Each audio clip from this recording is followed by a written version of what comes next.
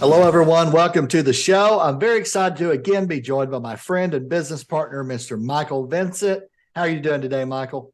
I'm doing great, man. I'm all hyped up. I went for a run, took a shower, and got all cleaned up. I even used deodorant for you folks today. So if you smell something, it ain't me. It's stench free. It's time stench free. Exactly. Very good. Very good. Bravo. That's awesome. You got that blood pumping. That's always good to do, man. Always. Yeah. Well, if you knew me, you'd be scared because that means I'm going to be argumentative and all kinds of stuff. So it could be interesting today. But, yeah. Well, today the big topics are going to be freight growth trends and EPA SmartWay.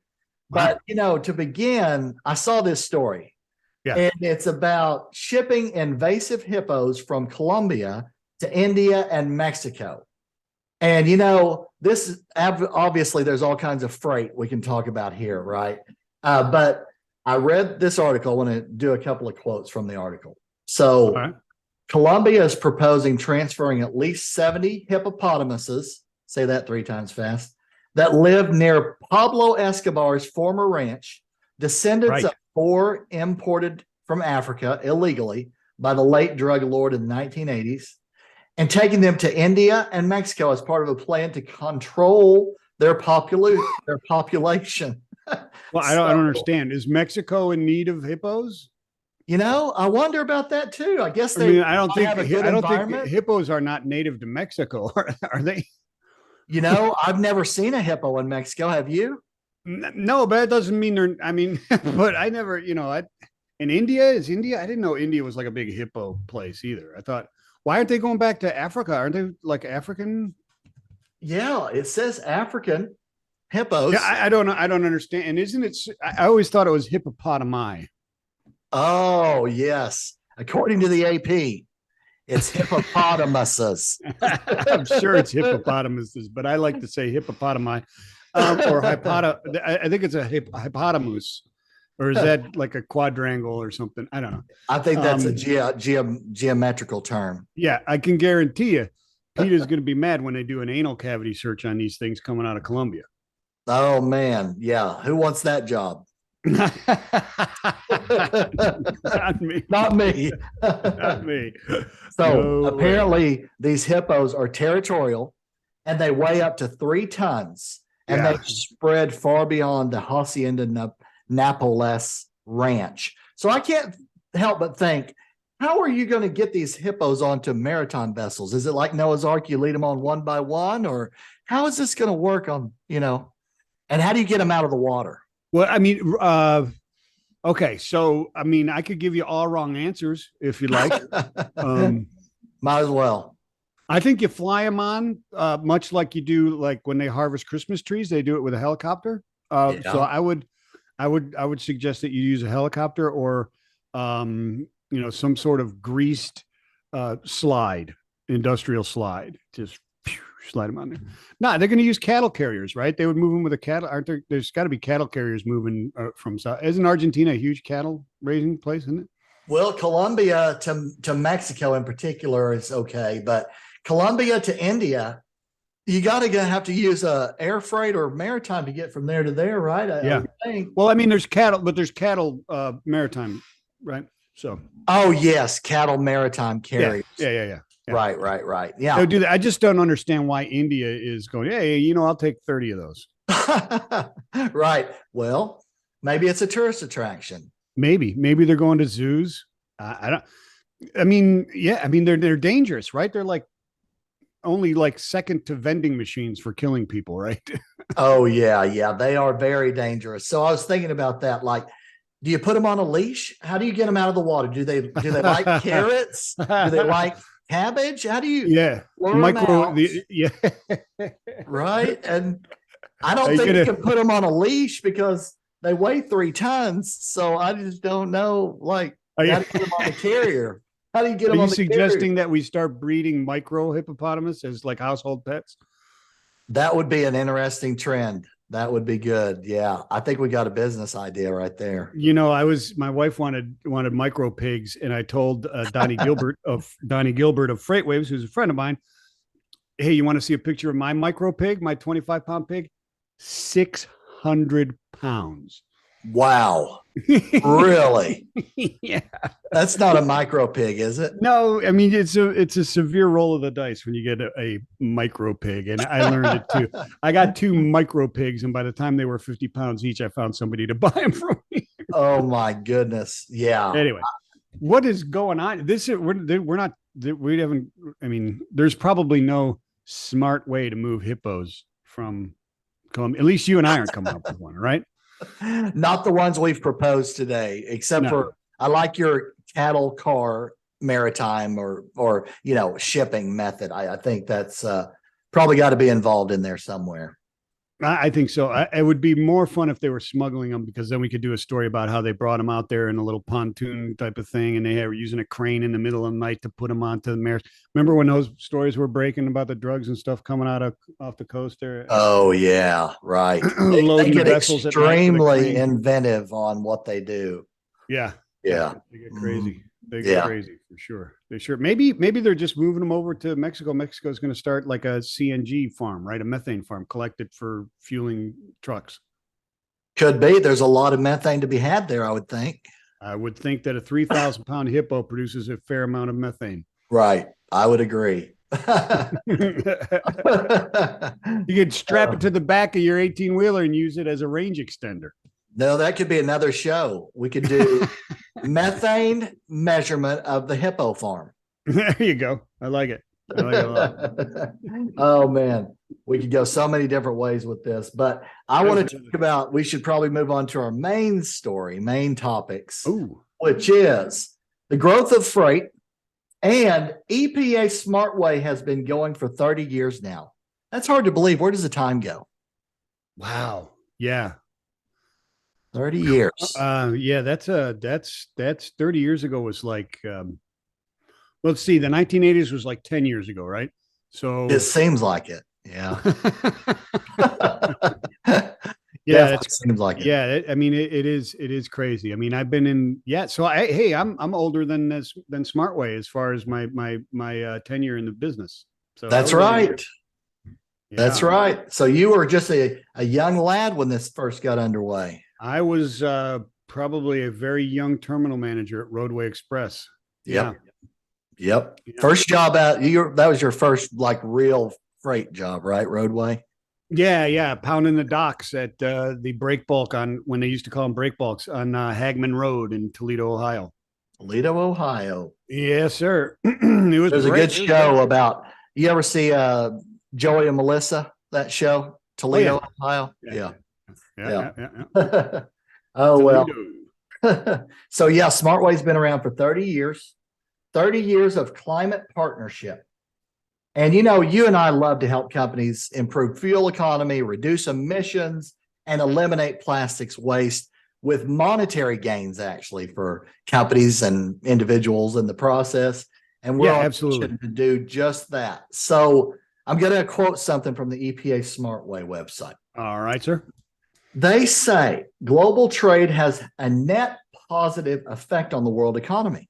However, associated freight transportation produces adverse impacts on the environment and public health. U.S. freight activity continues to expand significantly since the Great Recession. The U.S. transportation system moves a daily average of over 51 million tons of freight, or about 57 tons of freight per capita. Experts project that by 2050, global freight transport emissions will surpass those from passenger vehicles. There's a lot of carbon.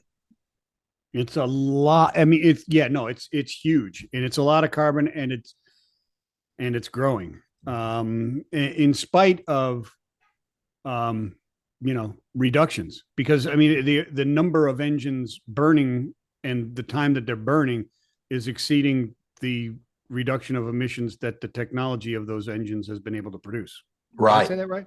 Yeah, you did. Absolutely. Okay. I followed that. It kind of felt like really Wonka there. They've done all these things with engines to reduce the amount of emissions coming off the tailpipes and also maritime vessels. They've installed these massive scrubbers for the air. Yeah, well, we could get into the scrubbers. I mean, keep it out of the air and dump it in the ocean.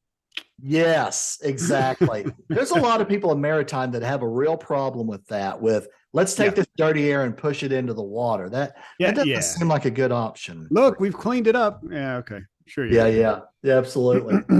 So, whatever. But yeah, no, so it's crazy that it's going there, and SmartWay and getting the SmartWay stamp of approval, right? It's those little leaves and everything, getting those on there was a great rite of passage. You don't see people really tout that as much as they used to now. Right. Anne Ranke does, right? Because it is really interesting that the biggest impact of an intermediary is actually, scope 3. So, and SmartWay is even involved with pushing that, recognizing the fact that even the intermediaries, et cetera, can utilize and impact those GHG emissions and reductions through their expertise and their technologies for more efficient shipping, right? Right. Absolutely. Yeah. And I hear, especially coming out of Europe, they're going to be rating maritime vessels, A, B, C, D, E, on how dirty or clean they're burning. Right? Yeah, no, that's right. And if you get like a bad grade, you have to write a paper on how you're going to do better and set standards, right? Something like, all kidding aside, that's kind of the program, right? Mrs. Abernathy is going to grade your ship and tell you how you did and put red marks or not red marks on your ship report. Now it's, they're going to be measuring air, air quality.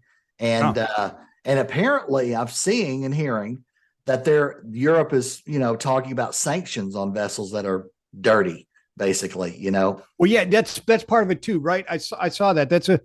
I did a report. I didn't do a report. I wrote a blog about that, right? There's a whole step process that goes through it. You've got to maintain like a B+ average or something like that on their, once you fall like two or three time periods, I forget what they were, like in a D status, then you have to submit a new plan and it's got to be approved, and then you're measured against that, and then you could be sanctioned if you don't meet that. And yeah, it's interesting. It's a good move to force them to start doing it. And I unfortunately, it's probably only the first step before there's like, some sort of taxation to force it to happen.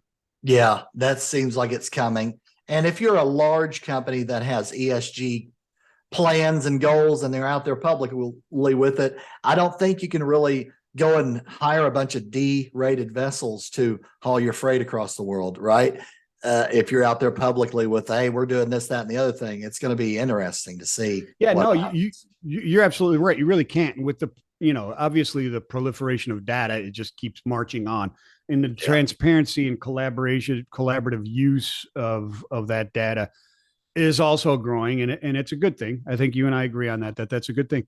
But it causes you need to take pause and think, okay, what are my strategies and where do I really need to focus? Because the not the dirty little secrets, but these things are going to be public knowledge and going to be used to grade me as a business. Mm-hmm. Right. More and more so. Right. Maybe not tomorrow, maybe not next year or the year after, but companies are definitely under pressure to improve their emissions, improve their carbon footprint, and their overall ESG scores, right? The whole ESG, environment, social, and government, the whole way across it. And so they have to use and then prove that they're using and their vendors are green as well, right? Absolutely. And so they're going to know what kind of fuel you're using. They're going to know what kind of engine you're using. They're going to know if you're shipping on a B or C or D vessel or an A, B, C, or D carrier or whatever it happens to be, right? Yes, I see that coming. Absolutely. Yep. So, we're all trying to prepare for this type of stuff, right? I'm trying to help people prepare for it in two ways. I'll give you one hint. I'm trying to prepare them primarily through utilization of plastics, right? And post-consumer and post-industry plastics regrind, if you will, bringing it out of the environment. And if you don't think it affects trucks, you're crazy. Most trucks and those trailers, they're huge amounts of resins that make those truck bodies and all those parts and all those hoses and the sides of the floppy trailers. Yeah, that's all plastic. Absolutely. Yes, it is. Those wind flaps. Yeah, I think they're a high concentration of flat plastic there, right? Darn right they are. Does your trailer manufacturer have a stamp of approval on the side of it? Right. Was that wind flap from virgin plastic or was that recycled plastic? Because Exactly. if you're trying to help the environment, let's go and get rid of the virgin plastic as much as we can. Right. Yeah. I mean, that's what it is, dude. That's what it is. And then the other part there is fuel, right? You got to look at the fuel. And then part of it is running efficiently. But then there's tons of technology, and sitting around waiting for new technology and saying, well, that's not going to cut the mustard. That's not going to get you where you're going to be, right? Right. Yep. And the cool thing for me and you is we can help companies, people make more money and reduce fuel, reduce emissions, and reduce plastics waste. So it's a win-win. Yeah. So Andy, here's the thing. I get asked, and I always have to go look it up. So off the truth, when you use like CyberFuels, right? You mix it. You can mix it with gasoline and diesel, right? Yes. I mean, not and, but either or. Either or, right? Right. Yes. Don't put gasoline and diesel together. That's a bad mix. This is where grammar gets important, right? Right. Right. So what can you expect? What can you expect as far as your fuel consumption reduction or cost reduction as a percent? Yeah, what's a realistic expectation? Yeah, it's anywhere from 26 to 95 cents per gallon net savings after the cost. So save yourself 26 to 95 cents per gallon of fuel that you burn. That's on gasoline or diesel. And is that because of the type of engines that are in there and the type of usage of the vehicle as well? Because some uses of vehicles drive the engine harder and therefore it burns more fuel just naturally, right? Right. That's why the big range? Yeah, the range is 8% to 31% fuel economy improvement based on the application, right? If you're in stop and go traffic all day long on a little box truck, it's tough. But if you're over the road hauling 40,000 pounds and your engine's running all day long and you've got 2% idle time, there's a big range based on the application of the engine, but anywhere from 8 to 31%. Yeah. And then, but then at the same time, the emissions too. It's reducing the emissions is, and it's above and beyond just the reduction in the fuel, right? That's right. Yeah, independent lab tested 22% reduction on emissions coming off the engine. So before it gets to the DPF and the DEF or a scrubber, it's at combustion reducing the emissions by 22% proven. That's at combustion. At combustion. So that doesn't take into account that you're using 30% less. That's the combustion factor, right? That's right. Just because it's burning the fuel more completely.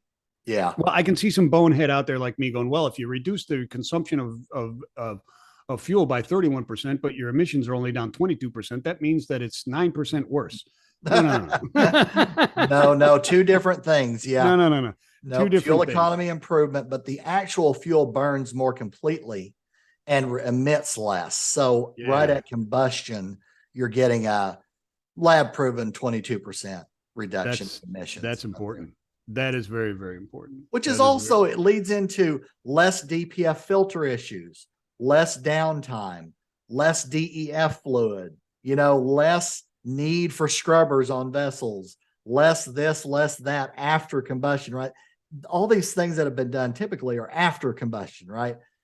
Put a scrubber on that, put a DPF on that, put more DEF in there, different things. And typically, of course, the engines cost more.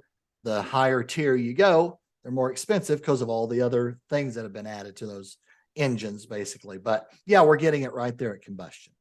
Yeah. And so, and because the two are combined, right? Because I can also see people going, well, okay, is the energy density less because of the CyberFuels in there? And the answer has got to be an emphatic no, because you're using less fuel. So if the energy density were less or reduced it in order to get the emissions down, you would actually consume more liquid by volume, right? Yeah, what it really does on a technical level, it improves the thermal efficiency burn of the fuel. Whether it's gasoline, it's a diesel, it's a maritime residual fuel, it's improving the thermal efficiency burn of the fuel. So you're you're burning more of the diesel molecule. Yeah, it's just getting more from that gallon of fuel. It's improving the densification or the energy density. Yeah. Or utilizing all of it or more of the more of it. Exactly. Gotcha.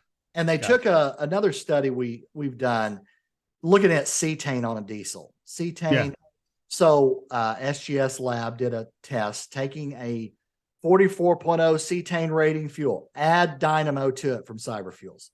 It brought it up to 52.9, which was a 20.2% increase in the cetane rating of the fuel, which is basically creating a super diesel.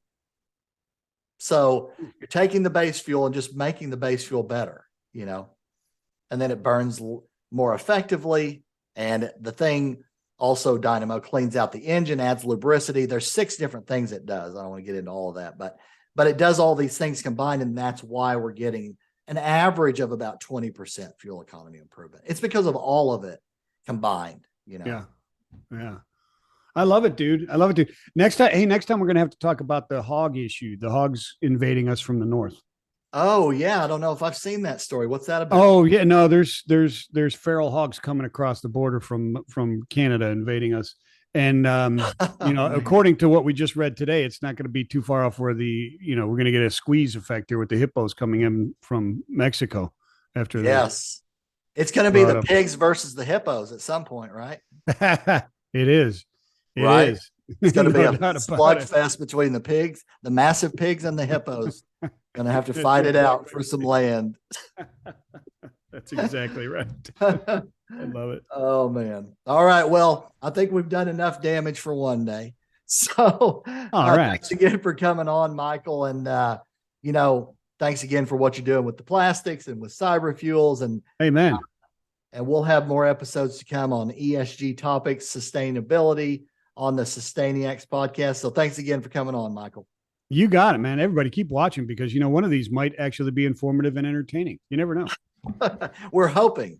We're going to get there, my friends. That's right. Somebody's got to get something out of that. Hey. All right. Well, that's going to do it for today. Thanks for joining, everybody. We will see you again soon. As Michael would say, peace and love. Peace and love, everybody.